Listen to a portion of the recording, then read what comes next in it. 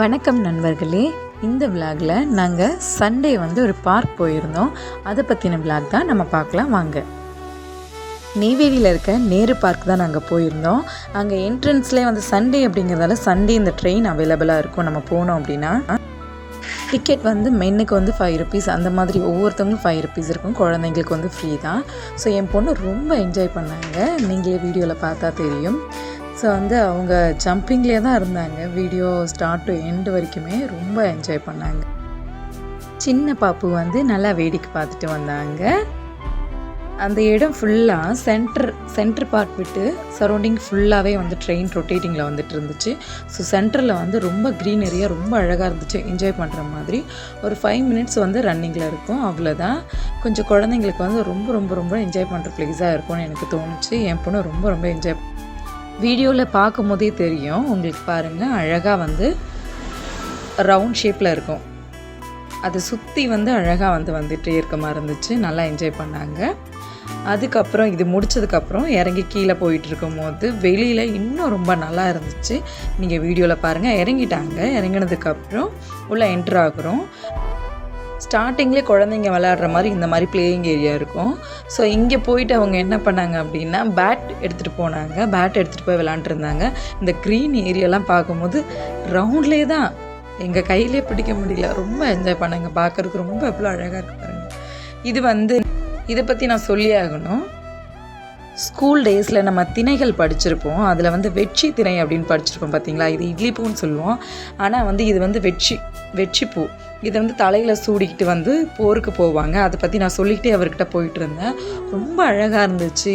ஃப்ளார்ஸ்லாம் ஒன்று ரொம்ப ரொம்ப என்ஜாய் பண்ணுற மாதிரி இருந்துச்சு. எனக்கு ரொம்ப பிடிச்சிருந்தது இந்த பிளேஸ் ரொம்ப.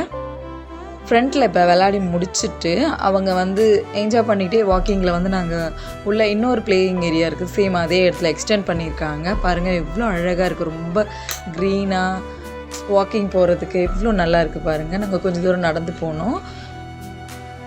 ஷூட் பண்ணுறதுக்குலாம் இது ரொம்ப ரொம்ப நல்ல பிளேஸ். எனக்கு தெரிஞ்சு நிறைய பேர் ஷூட் பண்ணிகிட்ருக்காங்க. மெட்டர்னிட்டி ஷூட் பண்ணிகிட்டு இருந்தாங்க.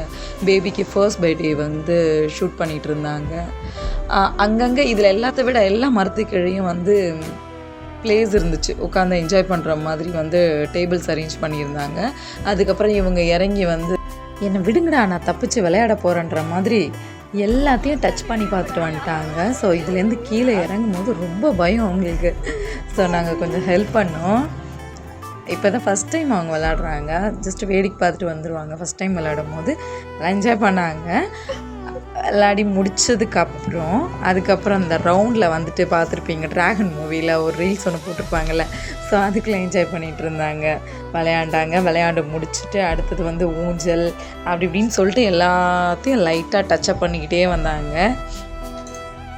சண்டேஸில் லீவ் கிடச்சிட்டா ஃபோன் யூஸ் பண்ணிவிட்டு அப்படியே டேஸ் போயிடும். ஸோ இந்த மாதிரி வெளியில் பார்க் போகும்போது கொஞ்சம் மைண்ட் நல்ல பாசிட்டிவ் வைப் கொடுக்குது என்னை பொறுத்த அளவுக்கு. ஸோ அவரும் நல்லா என்ஜாய் பண்ணாங்க. குழந்தைய வச்சுட்டு இருந்தார் அவர். குழந்தைங்க விளையாடும் போது நம்மளும் சேர்ந்து குழந்தைங்களாவே கன்வெர்ட் ஆகிற மாதிரியே இருந்துச்சு. அவள் விளையாடும் போதெல்லாம் நானே சேர்ந்து விளையாடுற மாதிரியே ஒரு ஃபீல் இருந்துச்சு. ஸோ ஜாலியாக இருந்தது எனக்கு. ஸோ விளையாடு முடிச்சுட்டு எல்லாத்தையும் டச்சப் பண்ணிவிட்டு ஸோ ஃபைனலாக ஊஞ்சல் வந்துட்டாங்க. ஸோ ஊஞ்சல் ஆடி முடிச்சுட்டு ரோலிங் சேர் ஆடிட்டு இருந்தாங்க. அமைதியாக ரோலிங் சேர் ஆடி முடிச்சுட்டு ரொம்ப டயர்டாகிடுச்சு இவங்களுக்கு. ஸோ கொஞ்சம் கொஞ்சமாக ஃபோட்டோஸ் எடுத்துகிட்டு ஸோ அப்படியே அங்கேருந்து கிளம்பலாம் அப்படின்னு சொல்லிட்டு நாங்கள் வந்துட்டோம். ஸோ நிறைய ஃபோட்டோஸ் எடுக்கிறதுக்கெலாம் நல்லா இருந்துச்சுப்பா, ரொம்ப நல்லா இருந்தது. ஸோ எங்கள் ஃபேமிலி பிக், அப்புறம் குழந்தையோட அழகாக சின்னதாக ஒரு குட்டி மாவை வச்சுட்டு அழகாக ஃபோட்டோ எடுத்தோம். அவங்க அப்பா கொஞ்சம் ஃபோட்டோ ஷூட் எடுத்துக்கிட்டாங்க. அவர் கொஞ்சம் ஃபோட்டோ எடுத்து என்ஜாய் பண்ணார். கொஞ்சம் ரீல்ஸ் போட்டார். ஸோ லைவுமே போனாங்க. பாருங்கள், இந்த இடம் பார்க்குறதுக்கு எவ்வளோ அழகாக இருக்குன்னு பாருங்களேன். ஸோ ரொம்ப க்யூட்டாக இருந்தது. இதில் எல்லாத்த விடமே ஆர்டிஃபிஷியலாக யானை செஞ்சு வச்சுருந்தாங்க, பீகாக் செஞ்சு வச்சுருந்தாங்க, பேர்ட்ஸ் செஞ்சு வச்சுருந்தாங்க, அப்புறம் மாடு செஞ்சு வச்சுருந்தாங்க. ரொம்ப நல்லா இருந்துச்சு. இந்த இடம் ரொம்ப ரொம்ப பிடிச்சிருந்தது.